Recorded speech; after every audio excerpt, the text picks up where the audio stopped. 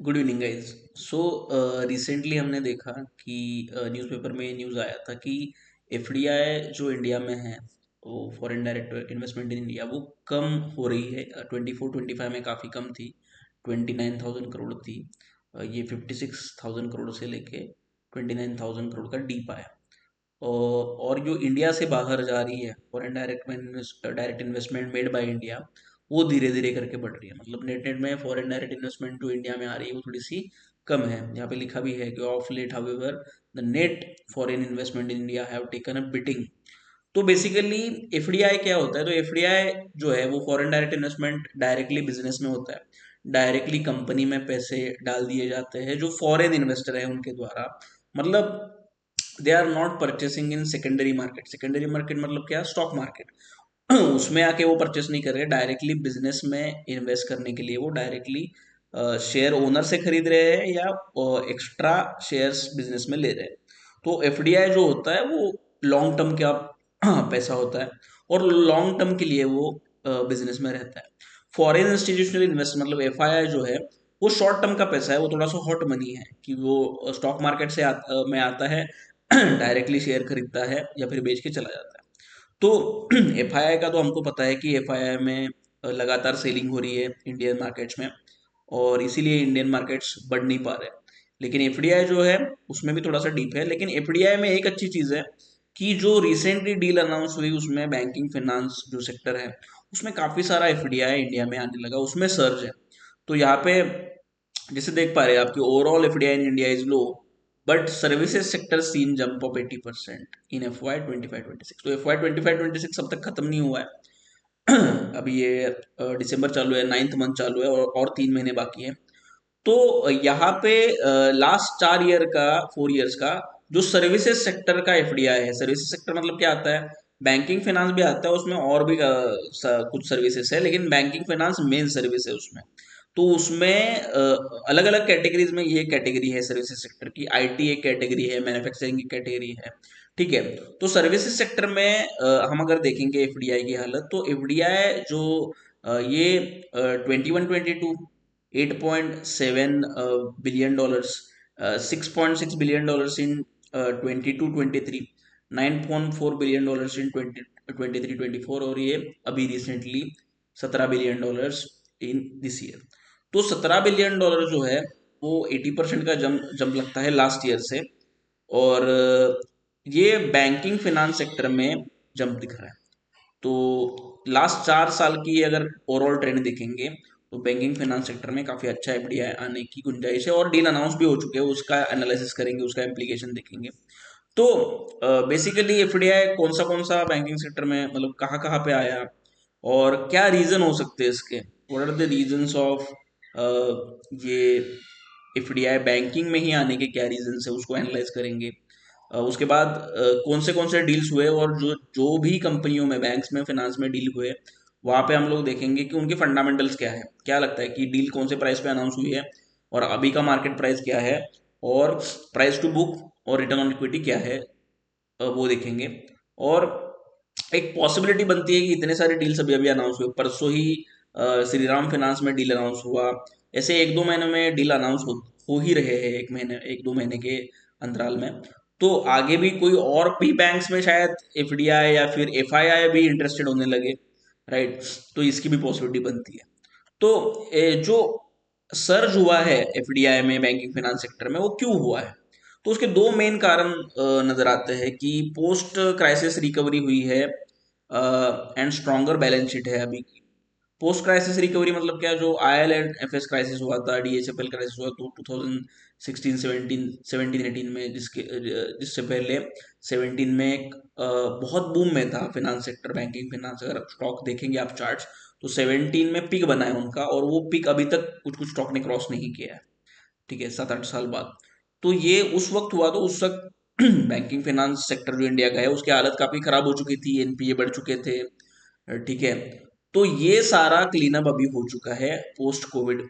और अभी जो कॉरपोरेट सेक्टर इंडिया का है उनके बैलेंस शीट्स क्लीन है, और बैंक्स भी जो है उनके भी बैलेंस शीट्स क्लीन है, उनके भी एनपीएस जो है वो काफी कम है। आरओए है, आरओए मतलब क्या? रिटर्न ऑन असेट्स इम्प्रूव्ड है। So huge growth potential in under-penetrated market. India's credit to GDP ratio remains low compared to peers. तो इंडिया का क्रेडिट टू जीडीपी रेशो जो है वो काफी कम है कंपेयर टू इमर्जिंग मार्केट्स। तो इसलिए काफी ग्रोथ पोटेंशियल है इंडिया के बैंकिंग फाइनेंस सेक्टर में। ठीक है। तो इसमें देखेंगे कि ये दो जो पेनेट्रेशन कम है का मतलब क्या है, तो इंडियाज क्रेडिट टू जीडीपी, जो प्राइवेट क्रेडिट जो है लोन है उसका पेनेट्रेशन जो है उसका अगर रेशो निकालेंगे इंडिया के जीडीपी के साथ, तो वो बाकी कंट्रीज से काफी कम है, वो खाली 93% है। क्योंकि इसको रिलेटिव सेंस में ही देखना पड़ेगा, एब्सोल्यूट सेंस में इसका कोई मतलब नहीं निकलता, क्योंकि क्रेडिट मतलब लोन जो है वो एक बैलेंस शीट आइटम है और जीडीपी जो है इनकम आइटम है। तो इसका रिलेटिव टर्म्स में हमको देखना पड़ेगा कि रेशो क्या निकल के आता है। तो इंडिया का अगर रेशो देखेंगे private credit to GDP ratio, it is only 93%। And अगर चाइना का देखेंगे 180%, मतलब इंडिया से डबल है। ब्राजील का देखिए 80%, तो इंडिया के आसपास ही है। इंडोनेशिया जो है उसका 45%, वियतनाम का 120% है, थाईलैंड का 120% है, यूनाइटेड स्टेट्स का 150% है, और इमर्जिंग मार्केट का जो एवरेज है वो 100 से लेके 120 है। तो इंडिया अभी भी बिलो एवरेज है, और इंडिया का ग्रोथ रेट जो है वो डिसेंट सा है compare to other emerging markets, right. So India ratio remains below meaning emerging markets like China, Vietnam, and advanced economies, indicating a significant headroom for credit expansion to support growth. That is targeting 100% plus for 30 trillion economy vision. This underpenetration drives the FD recent FDI surge into banking and NBFC. Mortgage penetration के अगर बारे में देखेंगे हम लोग, mortgage मतलब क्या, कि जो घर जो होता है या फिर जो इमूवेबल प्रॉपर्टी होती है, अगर उसको हम लोग गिरवी रखे तो उसके ऊपर जो लोन लेते हैं उसको बोलते हैं मॉर्गेज। तो इसमें भी इंडिया काफी पीछे है। जैसे कि अगर आप देखेंगे कि इंडिया, एक सेकेंड, तो इंडिया का खाली 13% है, ये गलती से December 13 हो गया, 13% है इंडिया का डेट, ये mortgage debt to GDP ratio, मतलब खाली 13%। ठीक है, very low use untapped potential. China का जो है 30% है, ब्राजील का इंडिया जितना ही है, इंडोनेशिया 58% है, यूनाइटेड स्टेट्स 50% है, यूनाइटेड किंगडम 70% है। तो आप देख पा रहे हैं कि बाकी सारे कंट्रीज का इंडिया से ज्यादा है, खाली इंडोनेशिया और ब्राजील का इंडिया के आसपास। India low mortgage penetration stems from cultural preferences for outright purchases, informal saving and limited formal credit access in rural and tier 2 areas. This creates massive growth opportunities for housing finance expected to double in coming years। मतलब इसकी वजह से क्या वो बोल रहे हैं कि अभी सेविंग्स मतलब ना हर जगह फॉर्मलाइज नहीं हुई है, क्रेडिट एक्सेस फॉर्मलाइज नहीं हुआ है। अभी बहुत सारी जगह ऐसी है जहाँ पे जो मनी लोकल मनी लेंडर्स है, मतलब अनइंस्टीट्यूशनल, जैसे साहूकार जैसे बोलते हैं ना हम लोग, तो उन्हीं के पास लोन लेने लोग जाते हैं। तो अभी इसमें ग्रोथ आना बाकी है, मतलब जो लिस्टेड प्लेयर्स है वो लोग, अभी इन लोगों तक पहुंचना बाकी है, तो वो होगा। हाउसिंग फिनांस में ग्रोथ आएगी। ठीक है, क्योंकि हाउसिंग फाइनेंस जो भी अगर पानी पूरी बेचने वाला भी है तो उसको भी अपना घर चाहिए आजकल अच्छी जगह पे, तो ये होना बाकी है, इसलिए इसमें काफी ग्रोथ लगती है। क्योंकि वो लोन घर लेगा तो वो घर के ऊपर लोन लेगा ना, हाउसिंग लोन लेगा वो, तो वो भी मॉर्गेज में आएगा। कोई बंदे के पास अगर ऑलरेडी घर है और उसको नया बिजनेस शुरू करना है, किसी और चीज के लिए लोन चाहिए, तो वो भी क्या करेगा, बिजनेस लोन अपने एग्जिस्टिंग हाउस प्रॉपर्टी या फिर कोई और भी प्रॉपर्टी है जो इमूवेबल प्रॉपर्टी उस पर लेगा। तो इसमें ग्रोथ आना है इंडिया में। Household debt overall is also low compared to peers with mortgages forming a smaller share than developed markets। तो ये हम लोग न्यूज में काफी सुनते हैं कि इंडिया के कंज्यूमर का डेट बढ़ रहा है, डेट बढ़ रहा है। तो डेट तो बढ़ रहा है, लेकिन इसको कंपेयर करना पड़ेगा हमको बाकी वर्ल्ड से, है ना। तो हमेशा एक बात याद रखना कि डेट जो है, डेट टू जीडीपी रेशो भी देखते हैं, इंडिया का 60% लगभग 90% के आसपास है। बाकी कंट्रीज का उससे ज्यादा है, किसी का कम है। तो इसको हमको देखना पड़ेगा कि ये मतलब रिलेटिव सेंस में देखना पड़ेगा, क्योंकि डेट जो है बैलेंस शीट आइटम है एंड जीडीपी जो है इनकम आइटम है। तो अगर 100% भी डेट टू जीडीपी रेशो अगर है, जिसको बफे इंडिकेटर भी बोलते हैं, तो मुझे आज तक ये समझ में नहीं आया कि इंडिया जैसी कंट्री में क्या है। अभी काफी सारी कंपनियां जो है वो लिस्टिंग होना बाकी है, लिस्टिंग तो हर साल हो रही है, ठीक है, काफी ज्यादा हो रही है। तो इंडिया का तो डेट टू जीडीपी हमेशा ज्यादा रहेगा और बढ़ेगा, क्योंकि अभी फॉर्मलाइजेशन ऑफ इकोनॉमी हुआ नहीं है। जब लिस्टिंग होगी, कंपनी लिस्टेड कंपनियां बनेंगी, तब फॉर्मलाइजेशन होगा। तो इंडिया के सेंस में उतना ठीक रेशो वो नहीं है। और उसका एब्सोल्यूट में भी अगर देखिए तो उसका मतलब क्या बनता है, अगर 100% डेट टू जीडीपी है रेशो अगर है, तो उसका मतलब क्या बनता है? उसका मतलब इतना ही है कि आपका जितना इनकम है उतना ही आपके ऊपर कर्जा है। मतलब एक साल का आपका इनकम जो है, अगर एक साल की आपकी सैलरी 10 लाख है, तो आपके ऊपर 10 लाख का कर्जा है, ऐसा ही उसका मतलब बनता है। इससे ज्यादा कोई मतलब नहीं है उसका। राइट? तो उसको रिलेटिव सेंस में देखना चाहिए, ना कि एब्सोल्यूट सेंस में। एनीहो, तो ये बता दिया हमने कि मॉर्गेज पेनिट्रेशन भी काफी कम है। तो ये दो कारणों की वजह से ऐसा लगता है कि काफी लुक्रेटिव नजर आ रहे हैं इंडियन बैंक्स फॉरेनर्स को, and that is why they are coming. कि क्योंकि और एक चीज भी हो चुकी है कि आरबीआई जो है, जो रेट को घटा रही है, इंटरेस्ट रेट को। तो इंडिया में जो रियल इंटरेस्ट रेट है, बैंक्स के इंटरेस्ट रेट है, लोन लेने का जो रेट है, वो पहले जो हुआ करता था 10-12 साल पहले 8-10%, वो अभी कम होकर 5-6% बच गया। तो इसकी वजह से क्या होगा, इंडिया की कंपनियों में कॉस्ट ऑफ कैपिटल सस्ता हो जाएगा, इंडिया में लोन सस्ते रेट में मिलेगा, और लोन अगर सस्ते रेट में मिलेगा तो क्रेडिट ग्रोथ आएगा। मतलब और लोन लिए जाएंगे, क्रेडिट ग्रोथ आएगा। इसलिए बैंकिंग फाइनेंस में ग्रोथ नजर आती है। राइट? और ये तीसरा और इम्पोर्टेंट स्लाइड, देखिए ये सारे डील्स अनाउंस हो चुके हैं रिसेंटली। परसों ही एमयूएफजी जो जापान का मतलब एक बैंकिंग है, बैंकिंग ऑर्गेनाइजेशन, उसने श्रीराम फाइनेंस में 20% स्टेक लेने की डील अनाउंस की। तो ये 40,000 करोड़ की डील है, $4.4 बिलियन इसमें आएंगे। करंट प्राइस श्रीराम फाइनेंस का 900 रुपये है, और डील का प्राइस था 840। मतलब काफी कम गैप है। राइट? काफी कम गैप बचा है, 5% ही गैप है। और फ्रेश इशू है ये, मतलब ऐसा नहीं है कि वो पुराने ओनर से शेयर खरीद रहे हैं, नया इन्वेस्टमेंट करेंगे बैंक उस श्रीराम फाइनेंस में। तो श्रीराम फाइनेंस का अगर प्राइस टू बुक रेशियो अगर देखें तो 2.8 है, और रिटर्न ऑन इक्विटी इनका 16% है। तो आपको याद होगा मैंने एक फॉर्मूला बताया था कि अगर 5-6% रिटर्न ऑन इक्विटी है, तो 5% तो आपको एफडी में भी मिलता है। तो उस ऑर्गेनाइजेशन का, उस बैंकिंग फाइनेंस कंपनी का जिसका रिटर्न ऑन इक्विटी 5-6% है, उसका प्राइस टू बुक लगभग होना चाहिए 1। तो उस तरीके से हम लोग बैंकिंग फाइनेंस कंपनी को इवेल्युएट कर सकते हैं। तो राइट नाउ तो अभी कितना है, 2.8 है, और आरओई कितना है, 16%। तो 16% के आरओई से लगभग 3-3.5 होना चाहिए, तो थोड़ा सा अंडर वैल्यूड ही है ये। राइट? और डील प्राइस भी नज़दीक है। उसके बाद आरबीएल बैंक है। आरबीएल बैंक में 60% स्टेक खरीदेगा, और ये कुछ फ्रेश है और कुछ ऑफर फॉर सेल है।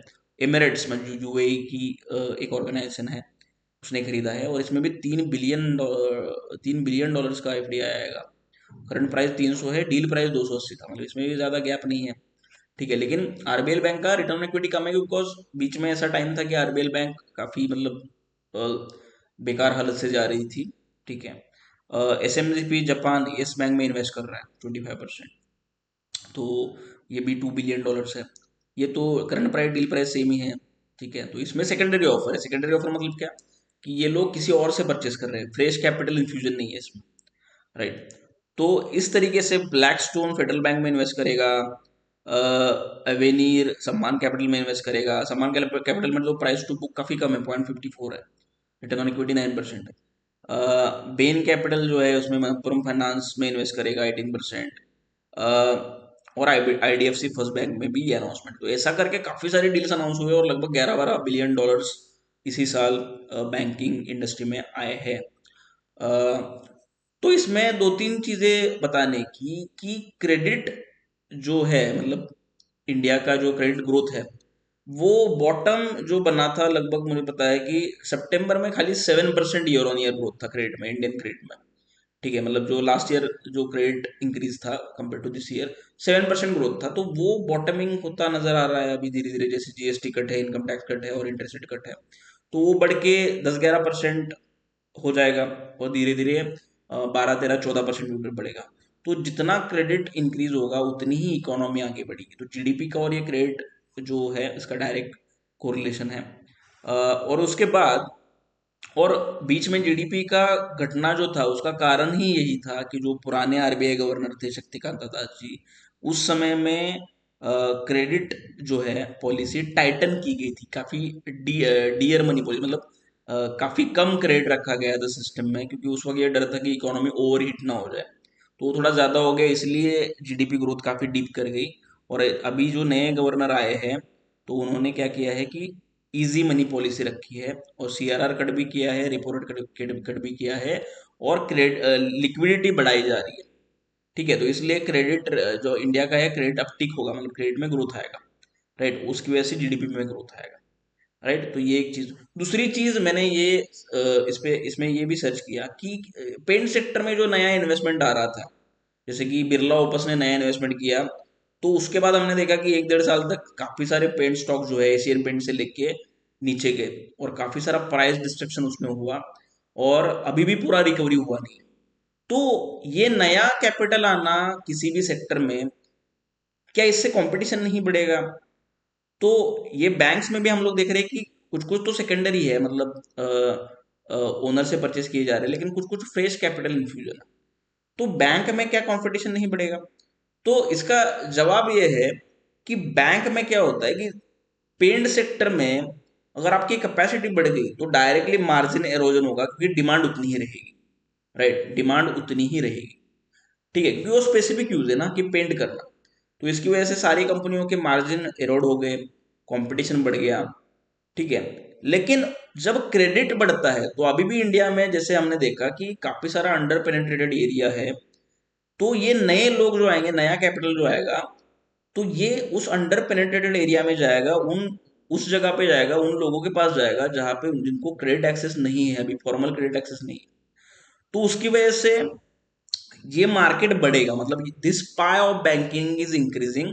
बट जो पेंट का पाया था वो उतना इंक्रीजिंग नहीं है, वो बहुत स्पेसिफिक यूज है, क्योंकि पैसा अगर लोन अगर दे रहे हैं आप, तो वो किसी भी चीज के लिए यूज किया जा सकता है, राइट। बट पेंट तो वो स्पेसिफिक यूज है, तो उसकी वजह से कंपटीशन बैंकिंग में एज सच नहीं बढ़ेगा।